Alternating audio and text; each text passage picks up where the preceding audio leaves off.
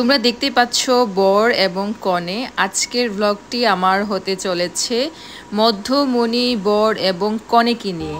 So বন্ধুরা, গায়ে হলুদের দিন কিভাবে অনুষ্ঠান হলো, কে কে নাচ দিল, কি নাচ দিল, সবাইকে দেখাবো। আর এই ভিডিওটি প্রথম থেকে শেষ পর্যন্ত অবশ্যই দেখবেন, কারণ খুবই মজা করলাম আমরা। সো তোমরাও মিস করবে না। বরের শালি আর বর তো বসে থাকতে পারলো না নাচ দেখে।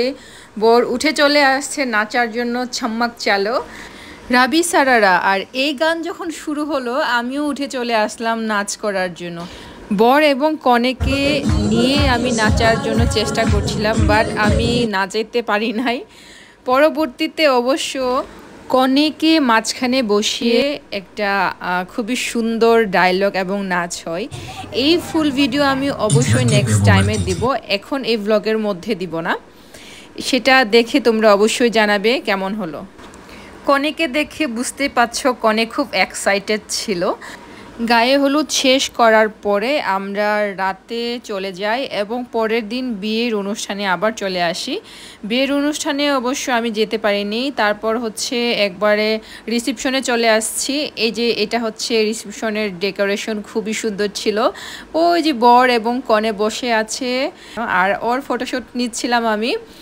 অনেক সুন্দর লাগছে কনেকে, লাল পরীর মতো, টকটকে লাল, একবারে পুতুলের মতো লাগছিল। আর সবাই তার সাথে ছবি তুলছিল। ছবি তোলার শেষ করে আমরা সবাই একসাথে বসলাম এবং সবাইকে একটু ভিডিও করে নিলাম। এই যে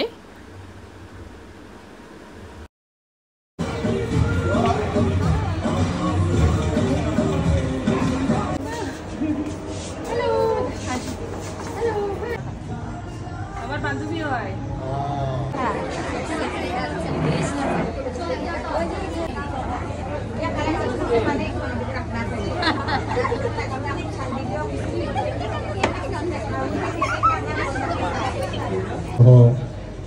সকল শুভার্থী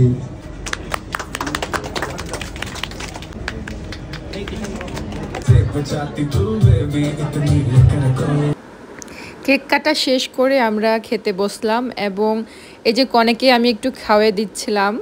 সবার শেষে যেহেতু খাবে, একটু তো খিদা লাগবে, তাই একটু একটু করে খাওয়াচ্ছি। সবার খাওয়া দাওয়া যখন শেষ হয়ে যায় তখন আবার সাংস্কৃতিক অনুষ্ঠান শুরু হয় এবং ওখানে আরও সুন্দর সুন্দর নাচ করে। এই যে এখানে একজন দাদা খুবই ফানি মানে নাচ দিচ্ছিল আর সবাই এনজয় করছিলাম আমরা। আর এই যে দেখো, এই হচ্ছে আমার বান্ধবীর মেয়ে, সুন্দর করে নাচে সে। একটু বাজনা যদি সে শুনে তখনই তার নাচ শুরু হয়ে যায়।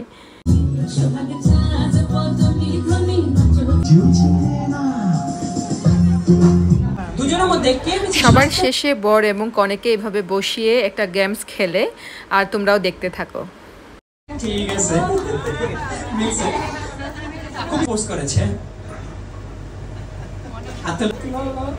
কে ফার্স্ট প্রপোজ করেছে? অ্যাকনলেজমেন্ট তো লাগবে।